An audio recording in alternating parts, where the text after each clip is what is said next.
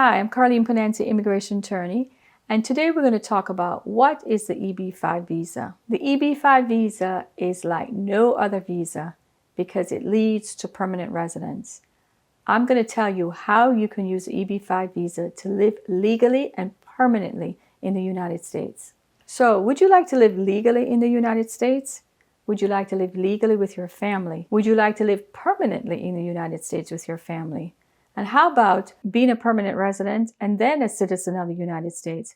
In this video, I'm going to show you how. A lot of people talk about wanting to become a permanent resident in the United States. Well, this is one way that you can become a permanent resident with the EB-5 visa. What is involved is an investment of over $1 million, $1,050,000 to invest in the United States. You can invest $800,000 though if you invest in a high unemployment area. You need to get permission from the Department of Labor in order to qualify for it, but just know that you can invest $800,000 as opposed to over $1 million in order to get your permanent residence. First, you need to invest the money. You need to purchase the company. You need to purchase an existing company, or you can start a company all by yourself.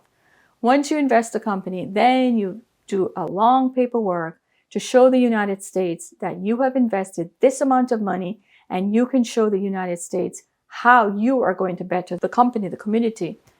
So you fill out your application and you need to do a business plan. It's very important that in that business plan, you show that you're going to grow your company, a 5-year business plan, that you're going to grow your company, how you're going to grow the company, how you're going to add employees year by year, and how are you going to be an asset to the community.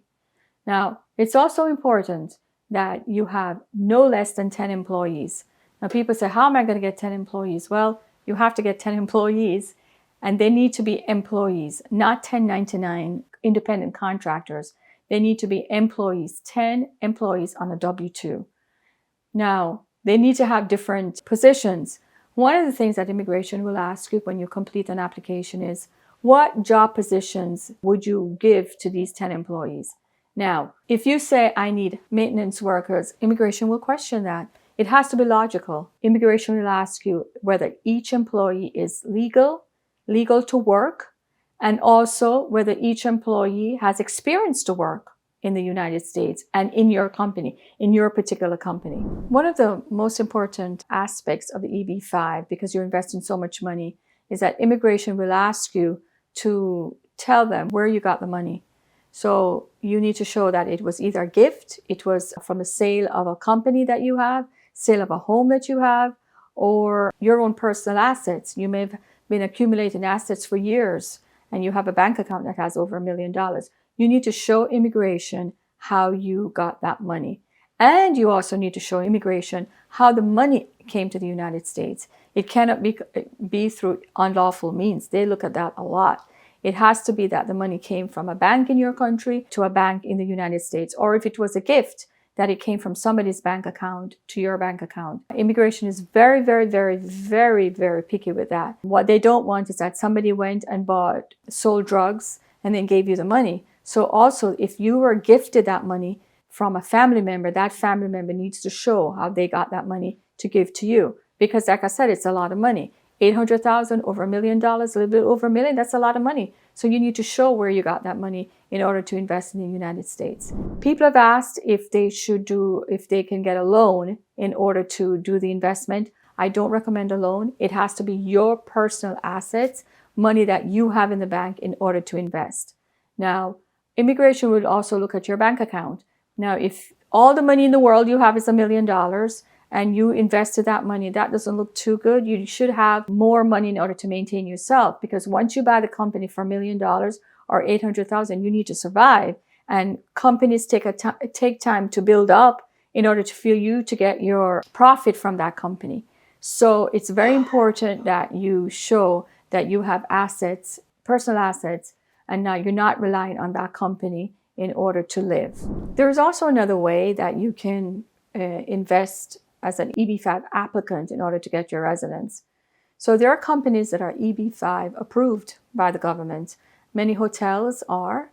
And what you will do is you will invest in that hotel So you pay the corporation, let's say $800,000, and then you can get your residence through that company.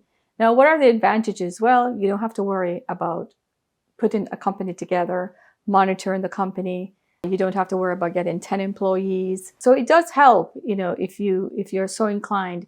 Some people say, well, if I'm going to invest that much money, then I want to have control of my company if I'm going to invest that much. And then there's some people say, well, I don't want to have the bother of worrying about a company, getting employees, worried about keeping employees, worried about bank accounts and so on. So they invest in these EB-5 centers that are approved by the government. The company will help you to get all the paperwork, put all the paperwork together for the application. Some of these companies have their own attorneys that will file all the paperwork, which helps a lot if you are so inclined that you don't want to have the bother.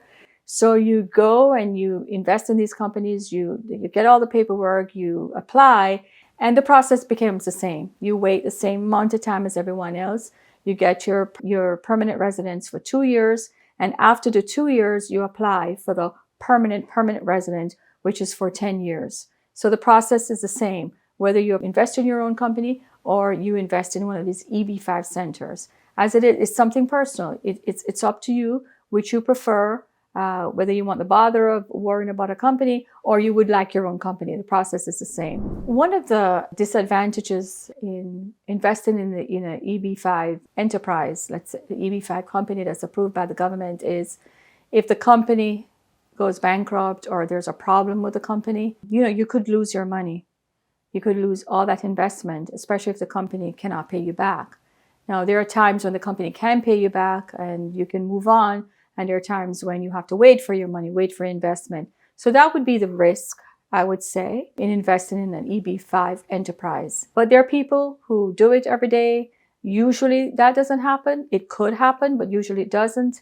And it's a wonderful way to get your residence if you have that. If you're so inclined, if you have $800,000, you can get your residence by buying your own business or investing in this enterprise.